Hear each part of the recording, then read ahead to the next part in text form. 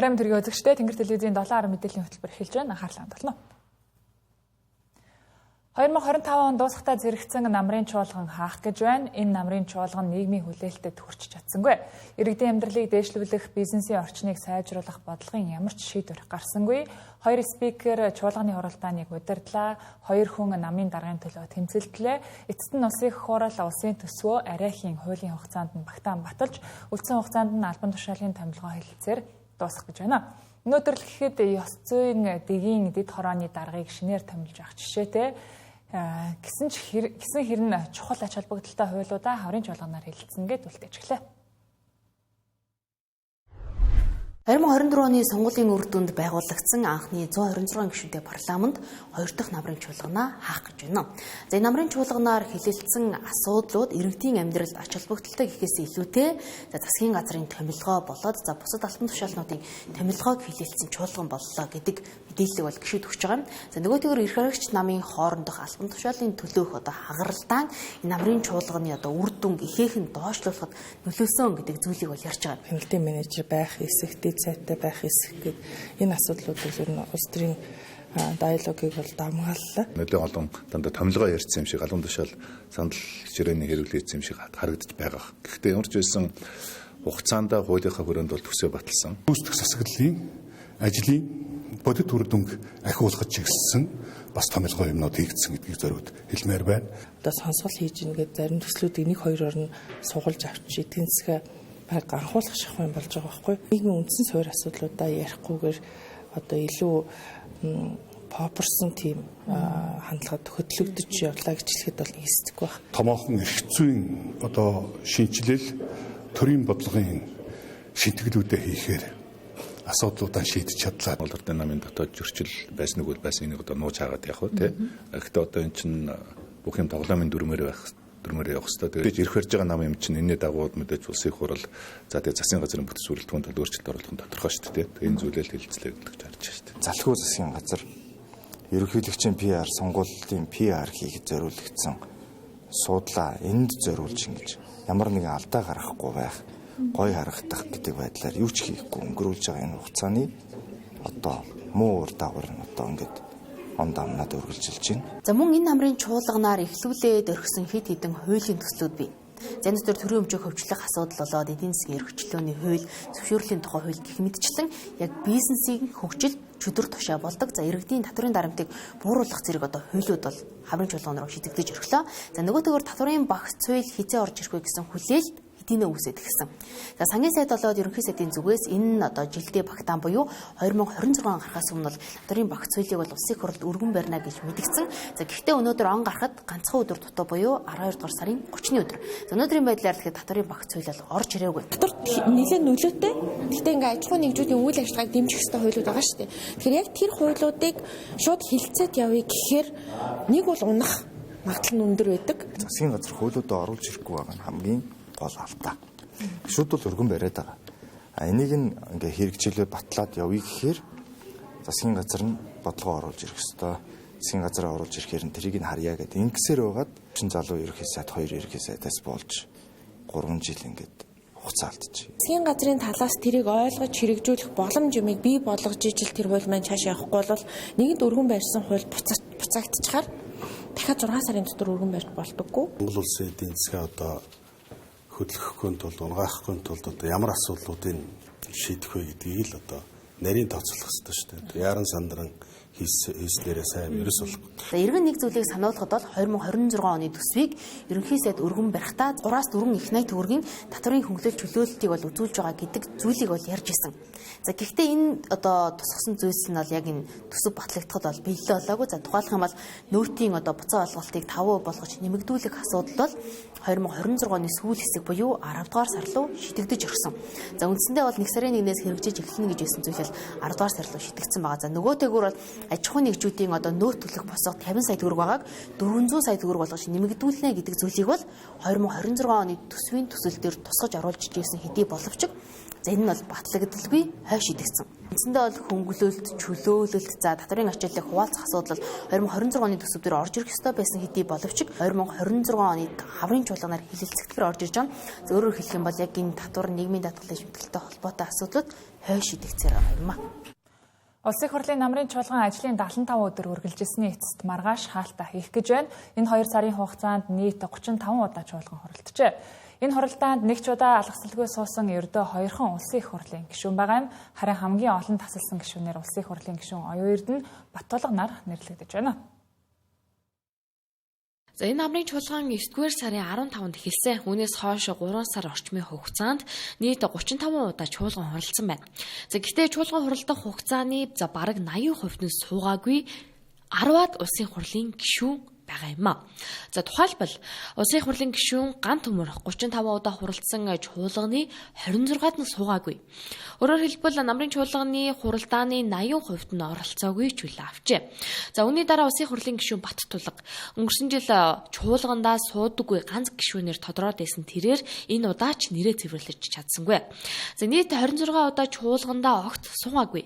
Үүнийхээ 19-ийг нь хэл үггүй тасалж 5 удаа томилолтоор явснаас гадна 2 удаа чөлөө авчээ. За Баттулгатай хамт чуулганы хуралдааныг хамгийн олон тасалсан гишүүнээр улсын хурлын гишүүн Оюун Эрдэнэ нэр бичигдэж байна. За тэрээр 21 удаа чуулгандаа суугаагүй. За үүний 19-ийг нь тасалж 2-оос нь чөлөө авчээ. За хамгийн олон удаа тасалсан гишүүний нэг нь нэгэн үе улсын ерөнхийлөгчөөр ажиллаж байсан хүн, харин нөгөө нь Монгол улсын 32, 33 дахь ерөнхий сайдын албыг хашиж байсан нэг юм а. За өөрөөр хэлэх юм бол төрийн болон засгийн тэргүүнээр ажиллаж байсан тэдний хувьд улсын хурлын үйл ажиллагаа дэндүү жижигхэн санагдсан бололтой. За үүний дараа улсын хурлын гишүүн Амар Баясгалан энэ намар 22 удаа чөлөө авч 2 удаа чуулганаа тасалсан. За харин Амар сайхан гишүүн 19 удаа чуулгандаа суусангүй, дийлэн хугацаанд нь чөлөө авсан байна. За улсын хурлын дэд даргын албан үүргээсээ бууснаас хойш төрийн ордноор үзэгдэх болсон. Улсын хурлын гишүүн Булган Туяа 24 удаа чуулгандаа суугаагүй чөлөө авчээ. За мөн чуулгандаа тоотой хэд суусан дараагийн эмэгтэй гишүүнээр Наран Туяа Наараа нэрлэгдэж байна. За түүний хувьд 24 удаа чөлөө авсан байна. За харин энэ намрын чуулганы хуралдааныг нэг ч удаа таслаагүй, чөлөө аваагүй, гадагш дотогшоо томилтоор явсан гэдэг шалтгаан хэлээгүй 3 улсын хурлын гишүүн байна. Тодорхойлбол улсын хурлын гишүүн Ариун Заяа, Батшуугар, Сандаг Очир гэсэн 3 хүний нэр бичигдэж байгаа юм а. За тэдний хувьд 35 удаагийн чуулганы хуралдаанд тогтмол эрсээ бүртгүүлж нэг ч удаа алгасалгүй суужээ. За улсын хурал бол хууль тогтоох дээд байгууллага, үүнийг бүрдүүлэгч нь улсын хурлын 126 гишүүн. За гэсэн хатад өөрсдийн ажлаа хийж тогтмол чуулганы хуралдаандаа суудаг гишүүдийн тоо өмнөх 76 гишүүнтэй парламентаас дээрдэхгүй байна. За 126 гишүүнээс бүрддэг парламент сандал суудлын асуудал ярилцах болохоор чуулганы танхимыг тоотой хэд дүүрэгдэг. Харин бусад нийгмийн ялангуяа иргэдэд чухал асуудлыг хилэлцэх үед ил хууль байсаар энэ намрын чуулганыг үдэж байна. 2025 онд Google-с хамгийн их хиймэл оюун ухаан дэлхийд дахинд болж буй үйл явдал зэргийг хайсан байна. Тэр дундаа жагсаалтын хиймэл оюуны Gemini гэх үг хайлтаараа тэргүүлжээ. Дэлхийн нийт хиймэл оюуны технологид үзүүлэх сонирхол өсрөнгөө нэмэгдэж, өдөр тутмын амьдралдаа оролцуулж эхэлсэн болохыг Google-с гаргасан оны эцсийн тайлангаас харж болохоор байна. Мөн Gemini-с гадна сүүлд гарсан хиймэл оюун ухааны платформ болох DeepSeek олон нийтийн анхаарлыг татаж эхлээд байгаа юм. Энэхүү дэлхийд дахинд шинээр гарч байгаа дижитал хэрэгслүүдэд сонирхолтой хүмүүсийн тоо цаашиж гисэн хиймэл оюун хөгжихийн хэрээр нэмэгдэх төлөвтэй байна. Харин жагсаалтын удаах байранд улс төр болон геополитикийн сэдэв оржээ. Үүнд Америк нэгдсэн улсад гарсан Чарли Киркийн үхэл хамгийн их хаагдсан нэрийн нэгээр зарлагдаад байна. Энэ оны дунд үеэс Пакистан энэтхэг улстай холбоотой асуудлыг ихээр хайж эхэлсэн нь тухайн бүс нутгийн дипломат харилцаа хурцдмал байдлыг хүмүүс сонирхож эхэлснийг харуулжээ. Үүн дээр мөн Иранд болж байгаа үйл явдлыг олон нийт хайж сонирхон уншдаг болохыг зарласан байна. Спорт болон технологийн салбар нь жил бүр давтагдсан хайлтын жагсаалтын дээгүүр ордог ба энэ онд дэлхийн хөл бөмбөгийн аварга, энэтхэг Англи, энэтхэг Австрали крикетийн тэмцээнүүд, крикетийн Азийн аваргын талаар хайсан хайлтууд дээгүүр жагсжээ. Харин технологийн салбарт энэ онд iPhone 17 нээлттэй хийж худалдаанд гарсан хүмүүсийн сонирхлыг татах болсон байна. Үүнээс дүгнэн харуул 2025 оны хамгийн их хаягдсан сэдвүүдэд технологийн өөрчлөлт, улс төр, хиймэл оюун ухаан зэрэг салбарууд багтаж байна. Улиран одож буй 2025 он улс төрийн амьдралд үйл явдал бужигнаа ихтэй завгүй жил байснараа түүхэн тэмдэглэгдэн үлдэх нь гарцаагүй. Улс төрийн амьдралд халалт их байснаас үүдэн олон ч улс төрч оройд ороход эсвэл огт ойлгомжгүй олон үгийг хэвлэлийн өмнө хэлжээ. Бид эндээс энэ оны тренд болохоос 5 үгийг онцлоо. За бид 2025 оны төгсгөл дээр энэхүү 2025 онд улс төрчдийн хэлсэн топ 5 тренд үгийг та бүхэнд эргэн сануулъя. За хамгийн эхлээд Улсын хурлын гишүүн Аюушийн Ариун Заяа та минь яагаад ингэж их удавдаа ерөнхий сайдаа гэж хэлж билээ. Ардын жүжигчин долгор аргалд явсан эжий минь арай дэндүү удлаа шүү дээ гэдэг дуушгил агуу тренд үгээ 6 дугаар сарын 2-ны өдөр Улсын хурлын чуулганы нэгдсэн хуралдаанаар ерөнхий сайдад ихтгэл хүлээлгэх асуудлыг хэлцгүйгээр амнаасаа унагсан билээ. Дараа нь санал хураалтын үр дүн яаж гарсныг бид мэднэ. Ариун Заяа нарын олон гишүүн оюун эрднийг цээжээр хамгаалсан ч сэндит нь авч үлдэж чадаагүй л. За тэгвэл 2 дугаарт ерөнхий сайд асан оюун эрдэнэ 2024 оны сонгуульд Монгол Ардын нам дэлхий дээр ганцаархнаа олонхын санал авсан гэж хэлсэн. 2025 оны 10 сарын 10-ны өдөр төрийн байгуулалтын байнгын орооны хурлаар Зандан шатрын засгийн газрыг огцруулах асуудлыг хэлцгүйгээр огцорсноос хойш ордноор шагаагаагүй 32-33 дахь ерөнхий сайд саатан морж энэхүү авангард үгээ айлдсан юм. Эрүүл ухаантай хинч энэ үгийг ойлгоогүй нь гарцаагүй. Би ч гэсэн ойлгохгүй. 24 онд дэлхий дээр ганцаархнаа Монгол Ардын нам ялдана гэдэг чинь юу гэсэн ч.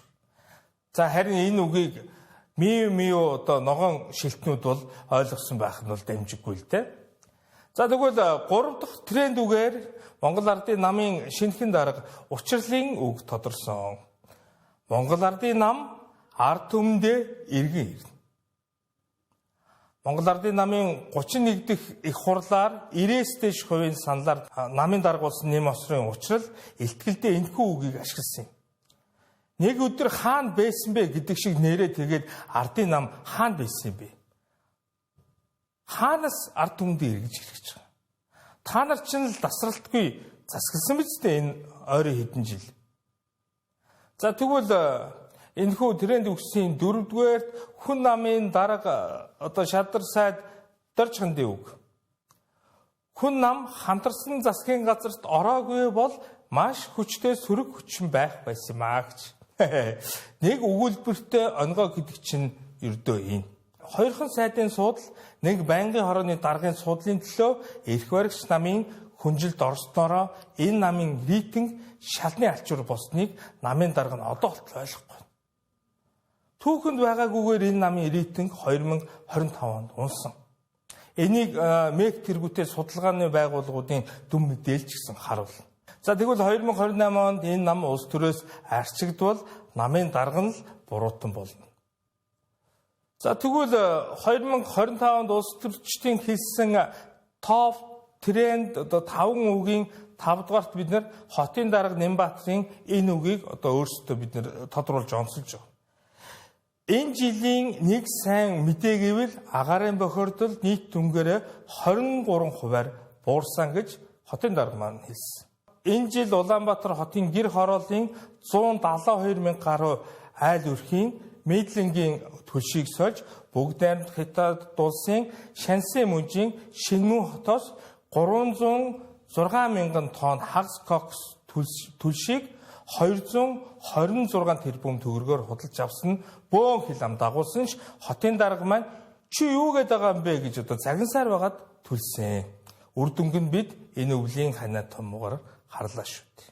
За бид нар бол топ 5 байтугай топ 10-ыг ч нэрлэж болохоор байлаа. Гэхдээ илүү одоо хөгжилтэй, илүү онцлогтой юм болов гэд энэ 5 ишлэлийг онцлсан юм аа.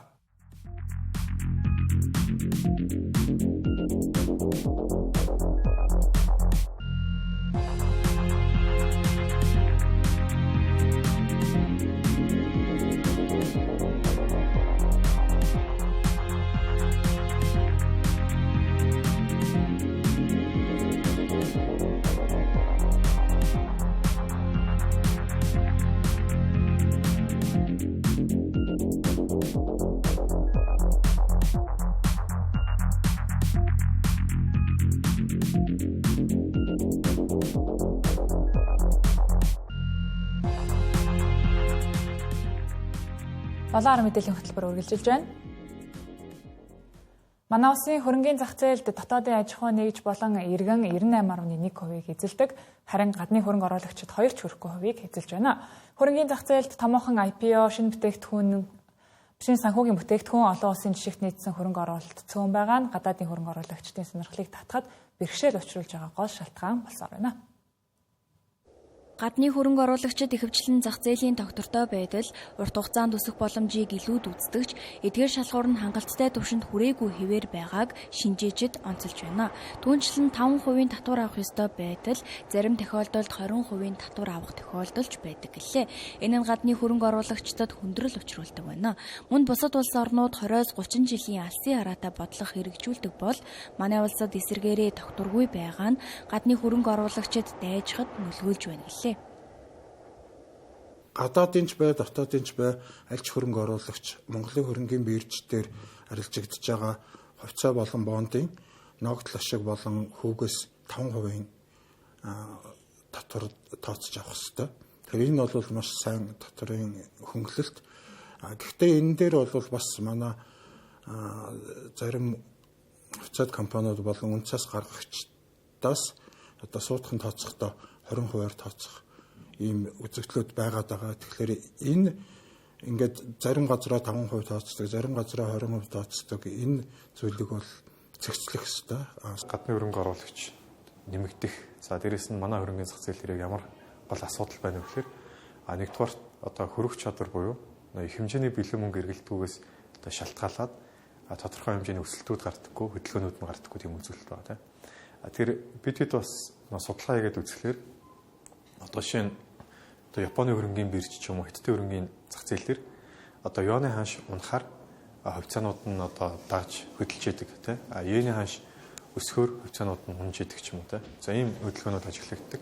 За манай зах зээл дээр бол одоо валютын ханш төдийлөн манай хөрөнгийн зах зээл дээр одоо нөлөөлж статистикийн хөдөлж чадахгүй байгаа. За шалтгаан нь бол бас мэдээж одоо гадны хөрөнгө оруулагчид байгаатай холбоотой. Гадны хөрөнгө оруулалт нэмэгдэхэд хөрвөх чадвар болон их хэмжээний хөрөнгө эргэлддэггүй байдал нөлөөсөр байна. Бусад улс оронд валютын ханшийн уналт нь хөрөнгөний зах зээлд томоохон нөлөө үзүүлдэг бол манай улсад төдийлөн нөлөөлдөггүй байна.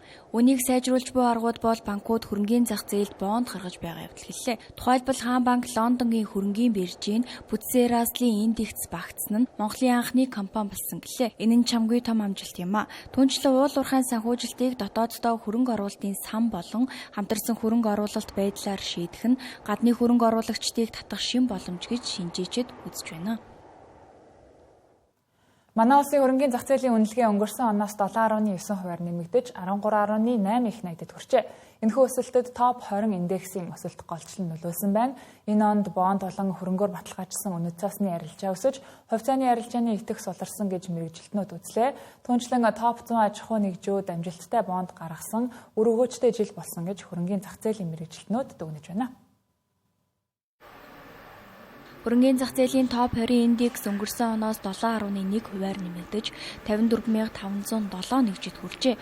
Энэ онд хэдийн шинээр нээлттэй хувьцаат компани бий болоогүй ч гэлээ бонд болон хувьцааны арилжаа сайжирсан гэж дүгнжээ. Тухайлбал TML пластик хариуцлагатай хувьцаат компани нийтэд санал болгосон 4 сая $4 үнийн дүн бүхий ногоон бонд, Хаан банк хувьцаат компани нийтэд санал болгосон 30 тэрбум төгрөгийн үнийн дүн бүхий Gender бонд болон Шунхлаа хариуцлагатай хувьцаат компани хөтөлбөрийн хүрээнд санал болгосон 100 тэрбум төгрөгийн үнийн дүн бүхий нийт 153 тэрбум төгрөгийн өрийн хэрэгслийн анхдагч зээлийн арилжааг амжилттай зохион байгуулж 2 дахь зах зээлийн арилжааг эхлүүлжээ.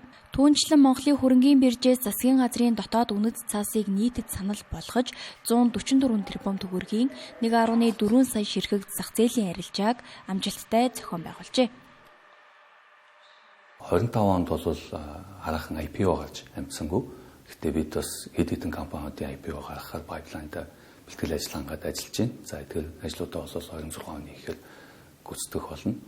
За та бүхэн бас анзаарсан бол оны эхэнд манай уул уурхайн одоо экспортын хэмжээ харьцангуй бага байсан.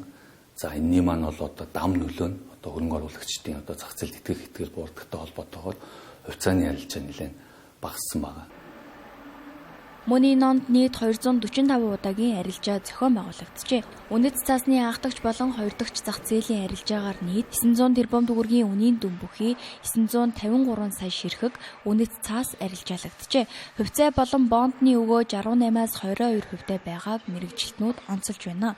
Түүнчлэн банк ба санхүүгийн салбарын бонд энэ онд 37%, харин бодит сектор буюу бусад салбарын бонд 60% бүрдүүлжээ. Энэ нь хөрөнгөний зах зээл дээрх тархалт сайн байгааг харуулж байна гэлээ.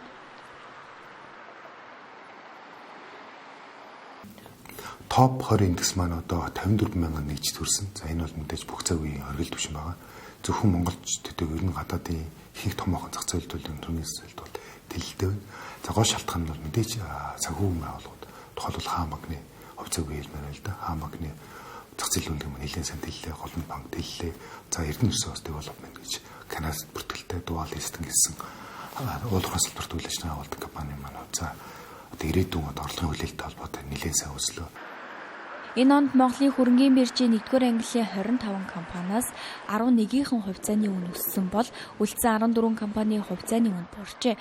Хувьцааны үнийн өсөлтөөр BDC-г тэргүүлж компани нэгж хувьцааны үн оны эхнээс 75%-аар өсжээ. Түүнчлэн Premium Nexus компани хувьцаа 50%-ийн өсөлттэй байгаа юм а. Хувьцааны үн хамгийн их өссөн топ 10 компани 7 санхүүгийн салбарыг бол үлдсэн 3 нь хүнс хөнгөн үйлдвэрлэл, жижиглэн худалдааны салбарын компаниуд байгаа юм а. Дашрамт дурдахад энэ онд топ 20 индексийн сагс шинжлэгдэж санхүүгийн чиглэлээр үйл ажиллагаа явуулдаг 4 хувьцаат компани багтсан байгаа юм а. Монгол Улсын цементийн зах зээлийн 40 гаруй хувийг дангаар бүрдүүлж байгаа МАК Евро цементийн үйлдвэр 2025 онд үйлдвэрлэлийн бүрэн хүчин чадалтай хүрч нийт 1 сая тонн цемент үйлдвэрлэжээ. МАК Евро цементийн үйлдвэр 2025 онд үйлдвэрлэлийн бүрэн хүчин чадалтай хүрч нийт 1 сая тонн цемент үйлдвэрсэн болохоо мэдээллээ. Ингэснээр 2 жил дараалан 1 сая тонны босхийг давсан үйлдвэрлэл явуулсан үзүүлэлт болж байна. Харин ашиглалтад орсон цагаас хойш нийт 6 сая тонн цемент үйлдвэрлэн дотоодын зах зээлд тогтвортой нийлүүлжээ. Өөрөөр хэлэх юм бол нийт 383.3 сая Америк долларын импортыг орлож, нэмэн өртөг шингээсэн эцсийн бүтээгдэхүүнийг дотооддоо үйлдвэрлээд байна. Дорноговь аймгийн Далан жаргалан сумын нутагт байрлах МАК Евро цементийн үйлдвэр нь дэлхийд тэргүүлэгч Европын тоногд хөөрөмж арга туршлагын дагуу жилд 1 сая тонн цемент үйлдвэрлэх хүчин чадалтайгаас гадна Монголын анхны бүрэн автомат робот лабораторитой байгаль орчинд ээлтэй хуурай аргын цементийн үйлдвэр юм а. За МАК цементийн үйлдвэрийн үйл ажиллагааг хариуцдаг МАК цемент компани нь 2017 оноос хойш буюу үйл ажиллагаагаа явуулж эхэлснээс хойш нийт 197.3 тэрбум төгрөгийг татвар хураамж хэлбэрээр улс орон нутгийн төсөвт төлөвлөрүүлжээ. За мөн тус компани 2021 оноос үндэсний шилдэг аж ахуйн нэгжээр тогтмол шалгарч байгаагаас гадна 100% Монголын инженер техникийн ажилтан мэрэгжилтнээс бүрдсэн нийт 800 гаруй хүнийг ажлын байраар хангаж байна. За түүнчлэн Европын 14 хүнсний 6 олон улсын 3 стандартыг мөрдлөг болгон ажиллаж Монгол улсад Европын 14 стандартыг нутагшуулан үндэсний стандарт болгон батлуулжээ. За МАК Евро цементийн үйлдвэр нь зөвхөн өргөн эргэлээний цементээс гадна хүнд олон хөнгөн даацын тусгай зориулалтын усан тэсвэртэй, шүллэг орчинд тэсвэртэй зэрэг нийт 6 төрлийн цемент буюу бүх төрлийн дэд бүтэц, барилга байгууламжийн бүтээн байгуулалтад нийцэх цементийг Европын стандартын дагуу Монголдо үйлдвэрлэж байна. 10 дугаар сараас эхлэлтэй шатхууны хомсдол намжиж цаашид ирэх нийлүүлэлтийг нөөцийн савнд аюулах бололцоотой болсон байна. Хэрвээ давагдшгүй хүчин зүйлс урган гарч ирэхгүй бол улс даяарх нефт бүтээгдэхүүний хангамж нийлүүлэлт түгээлт саадгүй болсон гэдгийг аж үйлдвэр Эрдэс баялагын яамнаас мэдээллээ. Манай улс эх оны эхний 3 сард импортоор авах шатхууныхаа захиалгыг хэдийн баталгаажуулжээ. Ингэхдээ сар болгон 93 мянган тонныг авахаар урдчлан захиалаад байсан ч цаг үеийн нөхцөл байдлаас улбаалan 1-р сардал гэхэд АИ-92, АИ-95 авто бензинийг 140 мянган тонныг авахаар нэмэгдүүлээд байна.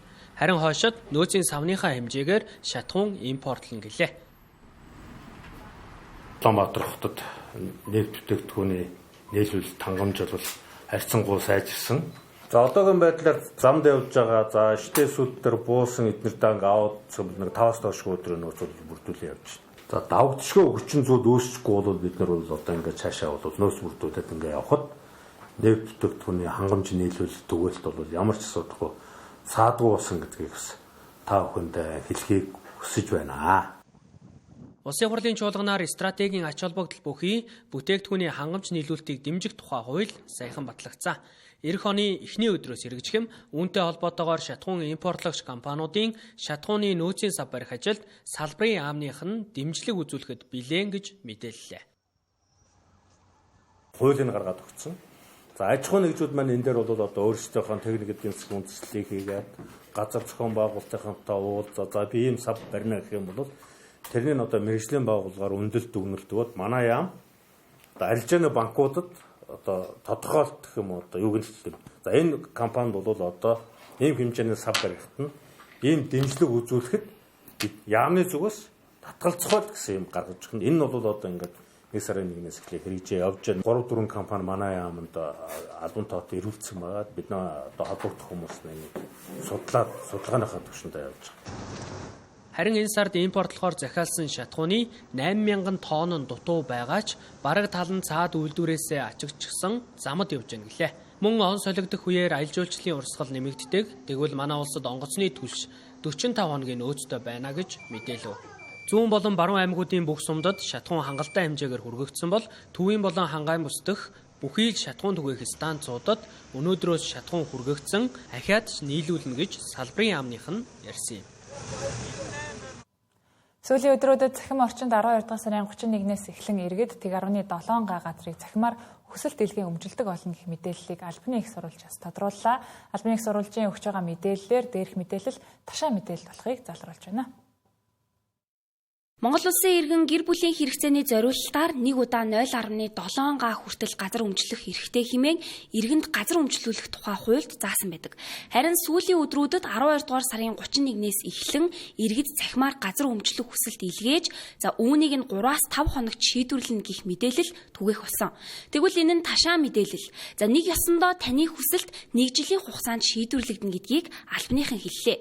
Тодорхойлбол 2025 онд газар өмчлөх хүсэлт гаргасан бол 2026 онд хянагдан шийдвэрлэгдэнэ. Тиймээс иргэн та 2026 онд газар өмчлөх хүсэлтэй байгаа бол 12 дугаар сарын 31-нд багтан хүсэлтээ илгээх хэрэгтэй гэлээ. За газар өмчлөх хүсэлт илгээхдээ ашиглалтын зориултыг тодорхой тусгасан байх шаардлагатайг санууллаа.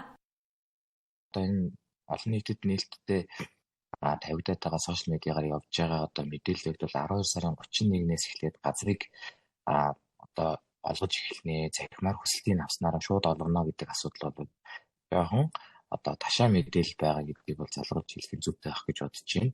Тэгээд энэ нь болохоор яагаад гэж юм бэ гэхээр одоо газар зохион байгуулалтын төлөвлөгөө тухайн жилийн газар зохион байгуулалтын төлөвлөгөөг одоо тухайн одоо үйл ажиллагаа явуулж байгаа ондоо саналыг нь аваад тэгээд оны сүүлээр одоо иргэдийн тухайн шатныхаа иргэдийн төлөвлөгөөний хурлаар батлуулж иж дараа ондоо хэрэгжүүлдэг ийм зохицуулттай юм байгаа юм. Гэтэл одоо 12 сарын 31 гэдэг бол одоо 2026 оны газар зохион байгуулалтын төлөвлөгөө батлагдсан байх үе байгаад идэг. Тэгэхээр одоо магадгүй 12 сарын 31-нд одоо цахимаар тавхсалтай өглөө гэж бодоход 2026 онжингоо санал хүсэлтийг чинь манай програм аваад авсныхаа ард дээрээс 2027 оны хэрэгжүүлэх одоо газар зохион байгуулалтын төлөвлөгөөнд ирсэн санал дээр хилцүүлээд иргэдийн төлөвлөлтийн тухайн шатны иргэдийн төлөвлөлтийн хурлаар тус үндэстээр 2027 онд болоо. Мөн албаны их сурвалжийн мэдээлснээр газар өмчлөх харилцаа нь Монгол улсын иргэнд газар өмчлүүлэх тухай хууль мөн газрын тухай хуулийн дагуу хэрэгждэг бөгөөд хүсэлт гаргаснаас хойш тухайн газарт давхцал байгаасах зориултын дагуу ашиглах боломж хот байгуулалт байгаль орчны нөлөөлөл зэрэг олон шалгуурыг үндэслэн 1 жилийн хугацаанд хянаж байж шийдвэрлэдэг журамтай байна. Иймд 12 дугаар сарын 31-ээс эхлэн цахимаар хүсэлт илгээвэл 3-5 хоногийн дотор газар өмчлөх боломжтой гэх мэдээлэл нь бодит байдалд нийцэхгүй иргэдийг төөрөгдүүлсэн ташаа мэдээлэл болохыг холбогдох байгууллагаас анхаарууллаа. 2025 онд Монгол улсыг зорин ирсэн жуулчдын тоо 850 мянгад хүрч урд жилүүдэд байгаагүй өндөр үзүүлэлт боллоо. Энэ жуулчдын дийлэнх нь хөрш 2 орноос болон бүгд найрамдах Солонгос улсаас ирсэн байна. Манай улс аялал жуулчлалын бодлогын хүрээнд 2030 он гэхэд 2 сая жуулчин хүлээн авах зорилт тавин 4 улирлын аялал жуулчлалыг хөгжүүлэхээр ажиллаж байгаа байлээ. 2025 онд Монгол улсын аялал жуулчлалын салбарт олон архиц гарсныг зорин ирсэн жуулчдын тооноос харж болохоор байна. За тодорхойлбол Монгол, Хятад, Орос 3 улсын аялал жуулчлалын сайд нар Дархан уул аймагт уулзаж хил дамсан аялал жуулчлалыг хөгжүүлэх, зорчигч тээврийн урсгалыг нэмэгдүүлэх, дижитал шинжилгээг хэрэгжүүлэх талаар хэлэлцэж хамтын ажиллагаагаа гүнзгийрүүлэхээр тохиролцсон. Мөн 2025 оны 5 дугаар сарын 1-ээс Америкийн нэгдсэн улс Монгол хооронд шууд нислэгийг албан ёсоор эхлүүлсэн. За Сауди Арабтай агаарын тээврийн үйлчилгээний хилэлцээр Узбекистан, Улаанбаатар чиглэлийн шууд нислэг, бүгд найрамдах Солонгос улсын Чонжуу хотоос Хүсгэл аймгийн Мөрөн чиглэл шууд нислэг зэрэг нислэгийн шинэ боломжууд ч олон нэгдсэн гэлээ. За мэдээж одоо логистикийн хүрээнд гэхэд одоо нислэгүүдийн тоог нэмэгдүүлэх, шинэ нислэгүүдийг нэмэгдүүлэх гэсэн асуудал дээр бас анхаарч ажиллаа. За 3 улсын аялал жуулчлалын сайд нарын хуралдааны зохион байгуулсан. Энэ хуралдаанаар бид нар бас цайны замын автомашинтай брэнд аяллаа нийлээ. Энэ дээр бид нар бол нөгөө мэдээж мөнхийн 2 хөрш хамтын ажиллагаатай хүрээнд бас энэ түүхэн замыг бас аялал жуулчлалын брэнд болгож автомашинтай аяллыг нээж тарансыг жуулчд авах энэ боломжуудыг нээж байгаа. За мөн одоо бид нар бас өвлийн аялал жуулчлал дээр анхаарч байна. Мөн ирэх 2026 онд хөрш орнууд руу автомашинтай аялал хийх боломж бүрдүүлэх, өвлийн аялал жуулчлалыг хөгжүүлэх, за илүү олон шууд нислэг гаргах зэрэг ажлуудыг төлөвлөж байгааг салбарын яамны төлөөлөл хэллээ. За 26 онд бол бид нар бас маш их хүлээлттэй байгаа. Бид нар бол ялангуяа одоо албан бизнес аялал жуулчлал майсын төрлийн одоо ивент арга хэмжээнүүд бол нэлээдгүй байгаа. COP17-оос ахуулаа, за Керекэх байна. За 100 Азийн аялал жуулчлалын форум гэдэг нэлээдгүй олон арга хэмжээнүүдтэй байгаа. Тэгэд улсын аялал жуулчлалын бүсийг бас бид нар маргаашийн засгийн газрын хуралдаанд орж батлуулахаар ажиллаж байна. Сүүлийн 1 жилийн хугацаанд манай улсыг зорин ирсэн жуулчдын тоо 850 мянгад хүрсэн бол дэлхийд даяар 690 сая жуулчин аялсан нь түүхэндх хамгийн өндөр үзүүлэлт болжээ. Улираа одож байгаа 2025 он бол Монгол хүний бие биелэлтээр төсвөр төвчээр Эрдэм ухааныг дэлхийд дахина багтан биширсэн жил болж өнгөрлөө. Манай улсын баг тамирчид энэ оныг олон улсын 91 тэмцээнээс 149 медаль хүртсэн амжилттайгаар өдөж байна. Их мастер мөнгөн туул дэлхийн жансааны эхний 100 дэрэмбтэй шатарчдын цэц сордог Гран-при тэмцээнийг хожигдлгүй дуусгаж хүрэл медаль хүртсэн бол харин мөнгөн зулын тухайд шатрын Аз тивийн аваргаас мөнгөн медаль атгсан анхны монгол тамирчин болсон. Боксийн дэлхийн аварга шалгаруулах тэмцээний үеэр Монголын 5 тамирчин медалийн төлөө тулалдаж дэлхийн аваргад анх удаа оролцсон Баттулаг мөнгөн медаль авчирсан бол харин алтан цэцэг хүрэл медаль зүүж дэлхийн аваргаас мөнгөн медаль гардсан төдийгүй мөн хошоо медальтай Монголын анхны эмэгтэй дулаанчаар түүхэнд нэрээ дарахлав. Үүний сацуу холимогдлааны тамирчин инх хоригл One Championship холбооны аварга болж багшийнхаа амжилтыг давтсан юм. Монголын чөлөөтийн тамирчид Загребийн дивжээнд додтой наадаж, гавьяа тамирчин тулаг дэлхийн аваргын хүрэл медалаа мөнгөн медальтай хослуулсан. Харин эмэгтэй бөхчүүдээс дэлхийн дивжээнд анхлан зодголсон алтчин инхчин нар хүрэл медаль түрлээ. Түүнчлэн 2017 онд дараалсан 8 тэмцээн нэвтгэн төрүүлэхдээ дэлхийн аварга болж анх тодорсон гавьяа тамирчин Орхон 8 жилийн дараа дэлхийн хошоо медальтан болсон юм а. Дэлхийн аварга шалгаруулах тэмцээнээс хүрэл медаль зүүж 2 их туулга төрүүлсэн амжилтаараа ган хайч өнөөжил Монголын жудоочдоос хамгийн өнгөлөг нь байсан. Харин жудооч Ёлгийн хувьд дэлхийн аваргад анх удаа зодглож шуудхан хүрэл медаль хүрсэн юм. Манай улс 3 эсрэг 3-ын дэлхийн аварга шалгаруулах тэмцээнийг эх орондоо анх удаа хүлээн авахад эмэгтэй шигшээ багийнхан маань мөнгөн медаль гарцсан. Тэд пенал хүртэлх замдаа Хятад, Америк, Польш, Бразил, Герман, Украины багуудыг буулган авч шуугантайгаар дэлхийн медальтнууд болсон юм. Энэ амжилт Монголд сагс мөмгийн спорт эрчимтэй хөгжөхөд томоохон дэвшил авчирсныг цохон тэмдэглэх учиртай. Цанын тамирчдаас ариун тунгалаг ач бадрах Ариун Бат нар эрэгчил болох Милан Кортинагийн өвлийн олимпиад эх орныхоо нэрийг дархлахаар эрхээ аваад байна.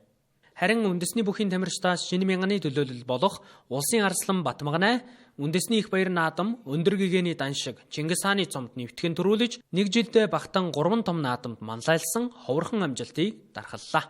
Мөн улсын арслан Орхон баярын хувьд эх орныхоо нэрийг дэлхийд дахинаас сурчлах ажилд идэвхийлэн оролцсон агаад үүний сацуу 2025 онд 16 барилдаанд зодглож бүгдэд нь шүүрсэн байна. Харин улсын шонхор Омар, үндэсний их баяр наадам болон сар шинийн барилдаан, улсын аварга гээд өсвөрийн бөхчүүдийн 3 том наадам төрүүлсэн түүхэн амжилтын эзэн боллоо. Сумьяагийн хувьд саан бүхийн дэлхийн аварга төрүүлсэн Монголын 40 дахь тамирчнаар тодорхойд байна. Үүний сацуу марафонч Хишиг сайхан Аз ТV аваргаас хүрэл медаль авчирсан. Тэрээр өмнөх жил энэ тэмцээнд төрүүлсэн учраас Аз ТV-ийн хошоо медальтан болсон юм а. Харин Монголын клубүүдээс хасын хөлгүүд багийнхан Зүүн Азийн аваргуудын лигийн тэмцээнд тоглож хожигдолгүй төрүүлсэн төдийгүй залгаад Азийн аваргуудын лигээс хүрэл медаль авчирсан. Загсан бөмбөгийн Азийн аваргуудын лигээс Монголын багийн гардсан анхны медаль энэ юм а. Өвлийн ичдийг мэдрүүлэх Ori Winter Park нэгдлээ. Тодорхойлбол хүүхэд багчуудтай зориулсан өвлийн хамгийн том хүүхдийн парк нь насны ангиллаас хамаарч олон хэсгүүдээс бүрдэж байгаа юм байна. Хүүхэд багчуудад зориулсан өвлийн хамгийн том хүүхдийн парк болох Ori Winter Park нэгдлээ. За энэ парк нь хүүхэд багчуудад зориулсан олон хэсгүүдээс бүрдэх юм байна. Насны ангиллаас хамаарч Magical Zone буюу 2-8 наснд үлгэрийн мэт орчин, хийлд гулсуур, тойрог тоглоом, ханийн зураг чимэглэл. Science Zone буюу 9-12 наснд сансар окторгуй шинжлэх ухаан нисдэг пуужингийн үзүүлэн. Tech Zone буюу 13-аас 16 наснд дрон сургалт, VR тоглоом, PlayStation, Mobile Legend багтаж байгаа бол Entertainment Zone тайзны хөтөлбөр, хөтлөгч, цирк үзүүлбэр, хүүхдийн дуучид, өвлийн үгэн. Physical Zone буюу нэмэх 13 наснд Rope Endurance буюу олсноос зүгдэж аль болох удаан тисэх сорил, Timber Drag буюу мод таталтын сорил, Weighted Box Push буюу хүнд хайрцаг түлхэх сорил, за Battle Ropes буюу ос долгиолуулах тэмцээн багтаж байгаа юм а. За Physical Zone-д оролцогчид зохион байгуулагчийн зааврыг дагаж аюулгүй ажиллагааг хангана. Дашрамт дуртахад 16 хүртэлх насны хүүхэд заавал тасалбар авч нэг хүүхдийг дагалдан асран хамгаалагчийн хамт нэвтрэх боломжтой. Харин нэмэлт асран хамгаалагч тасалбар авч үйлчлүүлэх юм байна.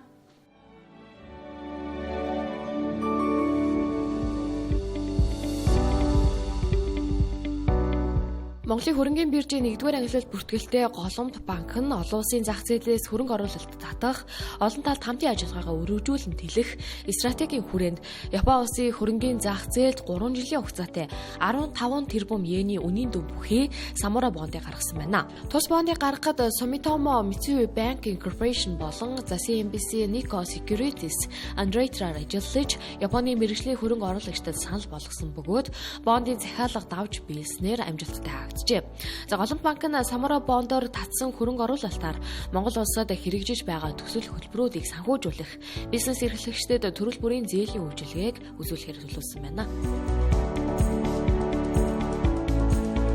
Даатгалын салбарын өнөөгийн хэрэгцээ шаардлага олон улсын судалгаа шинжилгээнд үндэслэн даатгалын компаниудын гаргах баталгааны хэмжээг нэмэгдүүлэх, олон улсын жишг нийцсэн бүтээгдэхүүнийг хөгжүүлэхээр холбогдох шийдвэрийг санхүүгийн зохицуулах хорооноос гаргалаа. За ингэснээр дотоодын даатгалын компаниудын гаргах баталгааны дээд хэмжээ 4 дахин нэмэгдэж, давхар даатгалын оролцоотойгоор бүх төрлийн баталгаа гаргах боломж бүрджээ. Засгийн газраас төрийн өмчит хуулийн этгээдийн үйл ажиллагаа засаглалыг сайжруулах, давхарцсан бүтээц зардлыг бууруулах бодлогын хүрээнд төрийн өмчит компаниудыг нэгтгэн нэгдсэн бүтцтэйгээр үйл ажиллагаа явуулах шийдвэрийг гаргасан. За энэхүү бодлогын хүрээнд үнэт цаасны төлбөр тооцоо, төвлөрсөн хадгаламжийн үйлчилгээний бүтэц, зохион байгуулалтад өөрчлөлт оруулж, үнэт цаасны төвлөрсөн хадгаламжийн төв компанид Монголын үнэт цаасны клирингийн төв компанийг нэгтгэн нэг байгууллагын хүрээнд үйл ажиллагаа явуулахаар шийдвэрлэжээ. Тэнгэр телевизийн 7 10 мэдээллийн хөтөлбөр студиэс шууд хүрлээ. Анхаарал хандуулсанд баярлалаа.